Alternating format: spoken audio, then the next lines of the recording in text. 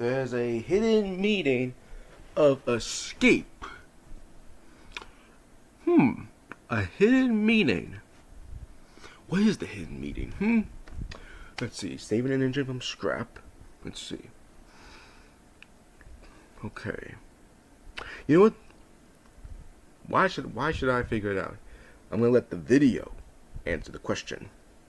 Yo, what's going on, everyone? It's Aaron Williams here, and today I'm gonna be reacting to the hidden meaning of escape, a Thomas and Friends video analysis by Little Owl.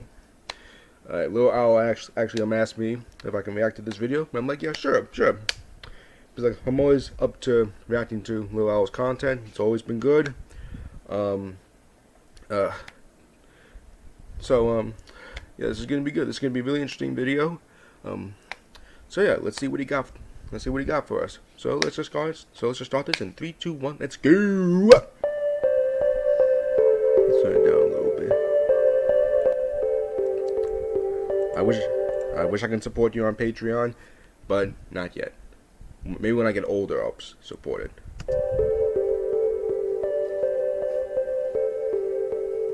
If there is something we can agree on, it is that almost everybody in the Thomas community has their own favourite episode. With the vast array of memorable, entertaining, well-crafted stories the show has made over the years, everyone is bound to have their own self-proclaimed favourite. However, like other... For me is Thomas's Milkshake Muddle. I know, I'm dead, okay? I'm weird. I chose a hit episode as my favorite Thomas episode. I know. Don't hate on me. Other forms of fiction with multiple volumes, not just TV shows, there are certain episodes that people consider their favourites more than others. The Flying Kipper, Ghost Train, Grandpuff, Sleeping Beauty, All at Sea, Last Train for Christmas, Cranky Bugs, Wonky Whistle... Okay, maybe not that one. Episodes that you immediately... Yeah, not Walking Whistle. Nah. I think that was a season 15 episode. Season 15 was like the second worst Thomas season, in my opinion. Immediately associate Thomas with. Again, even if they aren't your personal favourites. Perhaps they are distinct in their aesthetic. Maybe they have memorable crashes or set pieces. Or it introduces a compelling message which even adults themselves can learn and relate to and take forward into their own lives. For me, the reason I love Milkshake Muddle was because it's a bouncing entertainment episode. It's like something about the atmosphere, the fun music by Robert Hodgmore, and, you know, great narration by Michael Burnett.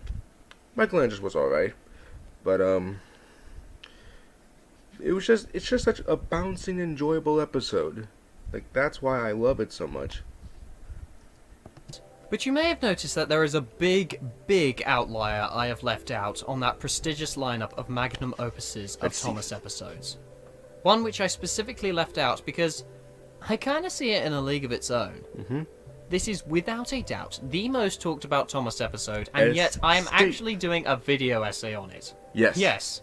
I actually have the audacity to believe that there is something that hasn't been talked about in regards to this episode. I'm not even going to do a comedic fake out here. You all know which episode I'm talking about. Yeah. I know it sounds like I'm being a broken record saying this, but Escape is truly a timeless masterpiece. It's hard to find a list of favourite Thomas episodes anywhere on the internet where this is not near or even at the top. It is that iconic, and it stands out to so many people, especially when you take into account just how much more of an impact it makes compared to its source material.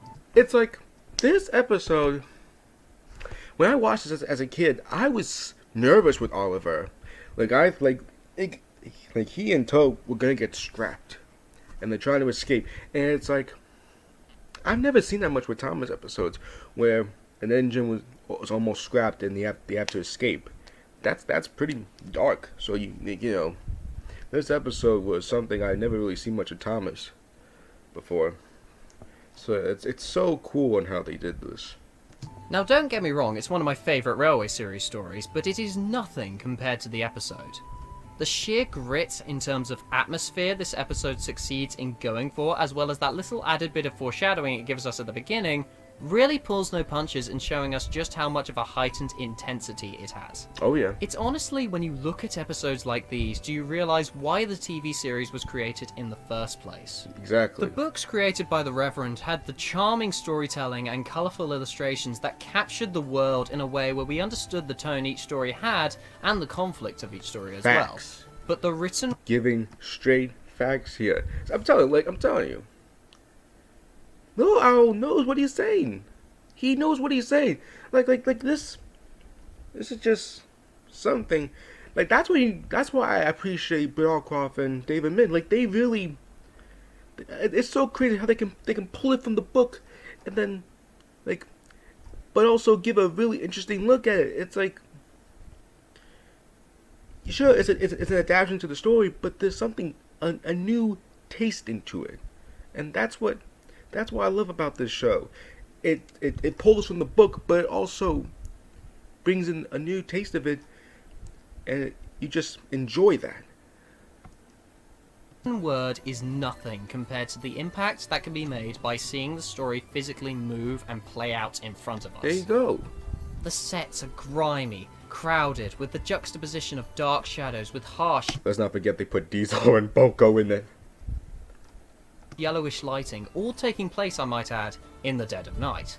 Escape is one of the best examples I can find of the team bringing these charming stories by a Hampshire vicar to life like never before. Exactly. Taking a story that only scratched the surface in terms of sheer intensity and mature thematic exploration. Again, like I said, they pull it from the book, and they just like I don't know how to say it, but it's like it's kind of like, for example, like Doctor Strange. They pulled the stuff from the comic and made that legit, and it was so cool. This is just like with this. It's like with the show, or the episode itself. They pull it from the book, and they just gosh. I'm already like the more I'm telling you, Little Owl is giving facts. This is like something that I really appreciate with the show. Oh man, we're already 3 minutes. I'm already getting hyped for some reason. And giving it an overhaul that makes it feel more like a cinematic blockbuster than it does an episode of a preschool television series. Exactly. Backed up by the fact that the score took inspiration from movies such as Indiana Jones and The Great Escape. Oh yeah, the score. The score is like one of the reasons why this episode is so good, because it delivers the intensity of it. So it.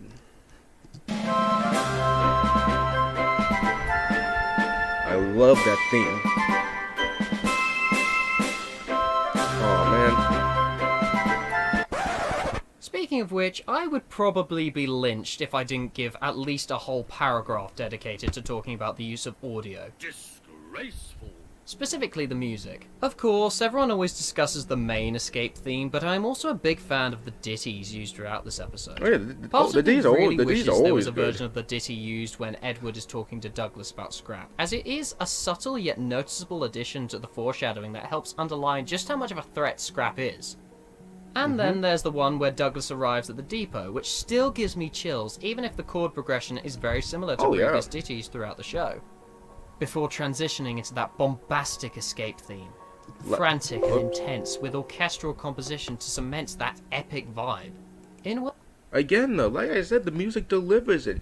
It delivers the intensity. It can make you happy, sad, mad, or just, intense. And it's like, again, though, the music. Mike and Julia Campbell, like they do it perfectly. Like Robert Hodgmore, he did a great job with the music too. Like, for example, the Halloween episode, the music in the scrapyard, the chase, like the music was so intense. You feel so intense with it. So that's the thing with music and Thomas. It delivers it. Man. Ways which words and illustrations physically cannot do. It leaves an impact long after you've finished watching. And if you are a child especially, that memory sticks, and it eventually becomes nostalgia, which It does. I think we all know what a beautiful thing it can be. Oh jeez, is it gonna be the F-Webs? I'm gonna. Jeez, I love Nostalgia Critic, but geez, that video was a little bit annoying. One thing I've noticed is that whilst everyone agrees that it looks and sounds good, and that is a major reason why people respect this episode in the way they do, I don't think people truly understand what it does for the story. Alright. Let's see the hidden Remember message. I talked about those 3 factors that make an episode stand out at the beginning? How one episode may have a distinct atmosphere or feel, the arc revolves around an interesting or exciting set piece, or it has a fantastic story with a relatable or thought-provoking moral. Yep. Now Escape certainly ticks the boxes for the first 2, but I've noticed that the third doesn't get as much recognition other than it's very dark. However, between the lines, the story actually is the thing that most sticks out to me about this episode. Granted, the aesthetic plays into that as well as, let's face it, everything in storytelling is inextricably linked. But as for the story, it has that classic Thomas and Friends simple yet concise writing that sneaks up on you with its mature themes that actually take inspiration from real life events. Yeah. Douglas saves Oliver from Scrap. That is it. That's the story in a nutshell. Yeah, it's like, it's simple, but they deliver it perfectly. It's the delivery that makes it good. That's what I'm saying, though. Yet already you can tell it's a story with stakes. Scrap has been quickly established at this point in the series as the steam engine equivalent to death. Now this... Yeah, that's what I love about Thomas, the Scrap situation. I'm gonna go quick on this one. Like, Scrap. People think Percy's big mistake, that season 8 episode. People didn't like that episode because people thought Percy was an idiot. Let me tell you something. When you hear the man himself say that he should go to the scrapyard, no one likes to go to the scrapyard. That doesn't sound suspicious to you? You can't blame Percy. He doesn't want to die. Like, can you blame him? Anyway. This isn't the first time death has been explored in shows for very young children. However, what makes it stand out... Oh yeah, the Elmo, I forgot. Elmo's uncle, died. That part was sad. Jeez. is that it's subtle, but it's also a clever way of integrating history into the series. At the time period that this is based, steam engines were being put on scrap lines left, right, and center. Oh jeez, oh my gosh. That was creepy as heck. Oh my gosh. Right there, already. There is a writer's cannon fodder to create conflict. Storytelling. And when you think about it, it's something that everyone can relate to. Exactly. Now all that is left is the delivery, which Escape does beautifully. I'm sorry, there was a plane flying. I don't know why they're flying at that time of day. I mean, that time of night, but okay. It builds upon the previously established threats that Scrap presents for a vehicle in episodes such as Saved from Scrap, Exactly. and ramps the tension up to 100. Yeah. If Oliver and Toad stay there any longer, the chance that they won't make it are very, very real. And it's there a are no wrap. punches pulled in establishing the desperate situation both of them are in, just from the pacing of the scene alone. But that's when Douglas comes into the picture. He was an engine who was also bound for the Cutter's Torch had he not come to Sodor. So he felt compelled to give a fellow engine the second chance that he was given. It really brings his arc full circle to where, when the episode finishes, you cannot help feeling a newfound respect for him. Right.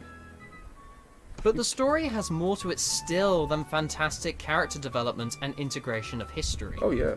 If I was to describe in one word what this episode means to me, it would be contrast. Season 3, without a doubt in my mind, is the most vibrantly coloured season in Thomas. Gone is the gritty, industrialised atmosphere of Season 2, replaced with these vibrantly saturated sets. Yeah, it's like, the seasons go like season 1 and 2 had more of a grittier look, but they were getting started. But then as time went on, they got better and better and better. With Season 3 was more colorful and it looked beautiful. Season 4 looked really beautiful. Season 5 looked a little more cinematic. And that was cool. It looked cinematic. But, things got better and better with, how the set's been looking. So, yeah, I agree. With a real emphasis on the primary palette, aka blues, yellows, and greens. These sets were made with an innocent vibe in mind. Sunny, wholesome locations such Oh, as Himmel's forests and the Forest. countryside, and lots of locations by the sea such as sandy beaches and quaint harbours. Even the bustling yard feels more inviting. I At least love the every yard in season episode 3. has sunshine in it in one way or another. The blue sky and fluffy clouded painting remains a permanent backdrop in the show to the point where you can still see it even during night shots aside from a very select number of Yeah. scenes. It has the most innocence of any season, I'd argue, in the entire show. Yep. The placement of Escape in this season Escape was really like- adds to that contrast I talked. Look, yeah, look, I mean, like, look at this. Look at this. And then look at this. They knew what they were doing. They're like, okay, we're gonna make this something that we like, crazier. We're gonna do something crazier and do this. That is insane. Yeah, just look at this. I'm telling you, this goes back to my childhood, and like looking at this, it's like, this is crazy. It's crazy. About. Escape would have nowhere near the same impact if it was in a different season, such as the Industrialized Season 2, which they actually discussed on putting it in originally for those that don't know. Really? I did not know that. I did not know that. Yeah, I wouldn't think the scrap would that the whole thing would work in season 2 because season 2 still looked good, but it was like it didn't have more. The environment didn't feel more, colorful or more, have a more. I can't explain it. Kind of like how Escape in season 3 of how, like the night, days, this darker tone stuff. Like it didn't really. I don't think it would kind of work that much in season 2 or season 1. But, it is what it is. The cinematic Season 5. Yes. Yes. Oh, season 4. There we go. The naturally beautiful but very much Yes. grounded Season 4. Yes. It's an episode which you cannot separate from the season, and you cannot separate the season from the episode. Yeah. The dark, gritty, claustrophobic sets of the other railway set up in a straight line this is immediately makes it stick out, and disassociates Well, I was itself really with the speaking bright, my- friendly speaking sets my of words Sodor, right now. This is with really- variety in landscape as well as long stretches of track for the engines to stretch their wheels. David Mitton said himself in an interview just how much attention to detail there was in aspects of the set such as the clouds. They had to match the personality and the friendliness of the show's overall vibe. Again, I'm sorry I keep pausing this a lot, but it's like he's speaking real facts. Like he's not wrong. Like I'm telling you, David Mitton really went on with this. When season 3, I think the show got even better. And I think when season 3 came out, it's like things start to become beautiful, and it's like they really went out with this, and it's crazy. And it got better and better. Always white and fluffy, a utopia for its characters, I love and a the place to sunsets. escape to for the viewer. Or the The other sunrise, railway whatever. is a dystopia, where only diesels, some of which have been established as nemesis to some of the steam engines, are present. And if a steam engine is there that isn't owned by the Fat Controller, like Oliver before he is discovered, said engine is in danger of scrap. Yeah. Which is the same as, you guessed it, death. But this contrast isn't just for show. Not for me, anyway. Whilst in the series, technically speaking, it is up in the air where Sodor is located, mostly to help American audiences relate to it more, I'm sending you to Crew, a fine place for sick engines. it is Yeah, yeah, yeah. That's what I also love about. I know, most people don't like the American stuff with Thomas because Thomas takes place in the UK, but it's like they did it well. It's like not just because I'm American, but if I was British, then I would think it would work too.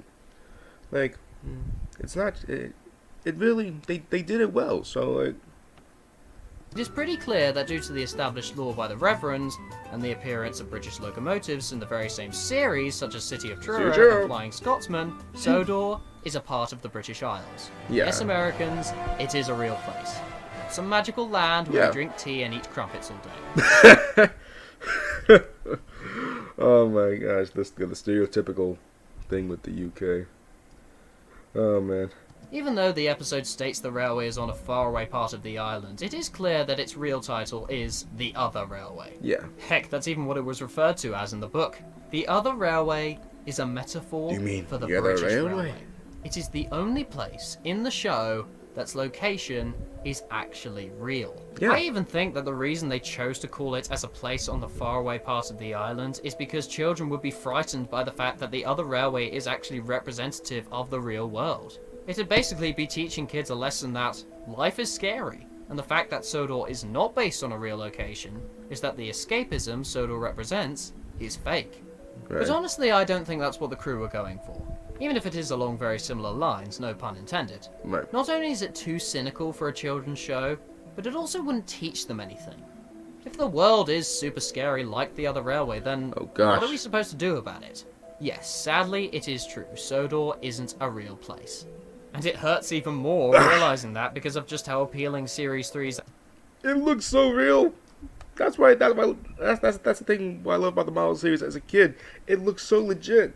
It looks so legit. Ah, it hurts. I wish it was a real place. I'm telling you. aesthetic is. However, even with all of Season 3's emphasis on vibrancy and colour, it still feels grounded. Characters are based on real locomotives, heck, even some of the stories are based on real events. Also, have you noticed by now that some of the characters can be really cruel to each other? You've been in the sun too long. Your dome has cracked. Like, that's always been a thing. The characters have always been cool to each other. For example, Thomas. Actually, no. Here's a funny example. Yeah. In Better Late Than Never, Thomas wouldn't care if the bridge broke. He just wants the train to be on time. That's messed up. You rather have your passengers be... You rather have the bridge break and have the passengers and the engine die than be late? Okay. Alright. Sometimes it even feels resemblant of children having an argument. Do you see where I'm going with this? No, I see. Yeah. Sodor is almost like a representation of the world itself Yeah. through an innocent child's eyes. Exactly. It feels real, even if it isn't technically speaking. Honestly, that is an unwritten rule that all good children's shows should try and do. Give the world and atmosphere elements that make it relate to our own, even if the place itself is completely fictional. Yep. But Thomas does that better than any other show for me, just with how unique and grounded Sodor feels. Yeah, it's like, because if you look at other kids' TV shows, it's like,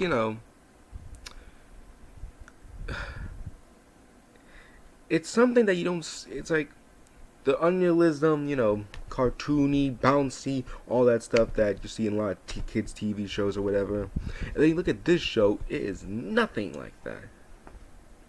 And that's actually one of the biggest gripes I have with All Engines Go. It puts stuff that takes away on what makes Thomas so popular or what makes it so good. Man, what is Mattel thinking? Mattel better watch this video because Lil Owl's giving straight facts right now. It's not the world itself. What it is instead is a slightly exaggerated and ideal representation of the real world, especially when you contrast it with the other railway. Yep. On Sodor, engines don't die. It isn't full of unfriendly, intimidating diesels. It's an engine's safe haven. Yeah. Yes, it's not perfect for them, but it's miles better than the alternative. So, what I get from Escape is a message about helping to make the world a better place. Exactly. We, as a society, That's the hidden would meaning. kill for a place like Sodor. But in reality, we do have suffering, and Oliver's situation is a metaphor for that. True. At least when he's on the other railway. He is on the verge of death and is Yeah. frantic to be saved. He is not Him and happy Toad- yeah, in him the and world Toad he were is about in to get and longs to escape. Done. They Then were done Douglas steps until in. Earlier on, he Yeah. had learned from Edward that helping someone out of that situation goes a very long way, especially considering Douglas was very close to being scrapped himself had he not come to Sodor. He knows the horrors of scrap, and Yeah. feels compelled to help Oliver, who is physically stuck in a world where he is not safe from harm. What Douglas does is no different to someone helping a person out of a toxic household, or giving a homeless person money so he can buy essentials to live. Then when Oliver is given a completely new lease on life, you feel in awe of Douglas and just how much one good deed has managed to change one's life for the better. And this is accompanied with a change of physical setting, yeah. from the dully lit, intimidating other railway to the bright, fluffy clouds of Yeah, Sodor. it's Oliver has found his safe haven, and subsequently, a better life. If Exactly. we all are able to pull through for others like Douglas did for Oliver, then our own world could become a lot more like Sodor. Not perfect, but better than the oppressive other railway. Yep. Mm-hmm. Sodor is not so much a utopia where everything is perfect, but Yep. a better version of the world which everybody can feel much safer in. Exactly. Like that's. Yes, the other railway is avoided rather than changed, and really it's a message about how one can truly change a life for the better rather than changing the actual world. Yeah. It's Escape's setting and atmosphere and how it contrasts with the rest of Season 3 that really makes me think that way. Mhm. Because there is no human equivalent to Sodor. No safe haven where we can fully escape our troubles. All we really have is each other. Our human nature to do good deeds for others. If we all use that instinctive Yep. compassion we have as human beings collectively, we truly have the capability of making That- a world I'm more similar telling- to Sodor. Not perfect, because that's too unrealistic, but a much better and brighter one. It's these metaphors for human conflicts Man. that Audrey uses. It's what makes his interpretation of trains so fascinating. the engines, like. How they are so much more than modes of transportation, and how they can actually represent us as people, even adults. Yeah, it's a. One final point I'd like to make is that Sodor is made up by these engines. These colourful, likeable characters we are able to relate to and feel pride for when they do something amazing like Douglas does here. It's like. For him, Man. saving Oliver was the only option in giving back to the island, not just because an extra engine was needed, but because it gave him a second chance. Exactly. Douglas made that choice, and a life was saved. And it's the as right a thing to result do. of You it. don't want And to in the leave this process, engine brake he band to die. represented Sodor, and set an example for other engines to follow, and us the viewer as well. Bessie to the rescue. I know, Lil Owls that didn't really like this episode. I liked it, but you know, it's not as good as Escape. Yup. Yo, that music, man. That. Check out some of my other stuff. You know what? Okay. All I gotta say is, I'm not gonna say anything. I'm not gonna say anything. Well freaking said. Well freaking said. I wish I can cuss, but I can't. But well said. Well said, my friend. You know what? So yeah, that was the hidden meaning of Escape, and I think this is probably my new favorite video of his channel. This is probably my new favorite video. Like, he was right. He's right. It's like Escape has a really big meaning into it. It's not just about, Donald saving Oliver and Toad from scrapping. There's more to that. And he delivered it. He delivered it so well. I'm telling you, man.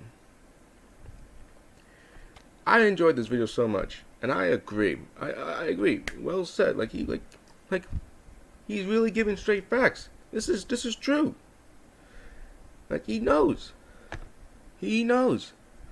I'm telling you. I can't wait for more of these videos like this. Because this was great. Absolutely great. You know what? Like we need to support this. Like Lil Al told me, like this is his new direction. This is what he's gonna be doing. Keep on doing that. Keep on doing that. And we need to support this because this is something I don't really see much of what Thomas fans do. I mean, similar to this, but what he did, this is like really, really like on top. Really on top. And my battery's running low. Oh dear. But yeah, we need to support this. Like this guy, like he does more than just reactions and covers. Like there's more to him. Like he has a gift. He has a gift. And he's delivering that. He's delivering that gift. We have it and we enjoy it. We enjoy that gift. So yeah, Lil Owl, I enjoyed this video. 10.5 out of 10. 10.5. I'm giving it an extra 5 points. Extra. Excellent work, my friend. Keep up the good work. Don't give up. I enjoyed this video. And I hope you all enjoyed this reaction video. Please like, subscribe, and I hope you have a good day and be really useful.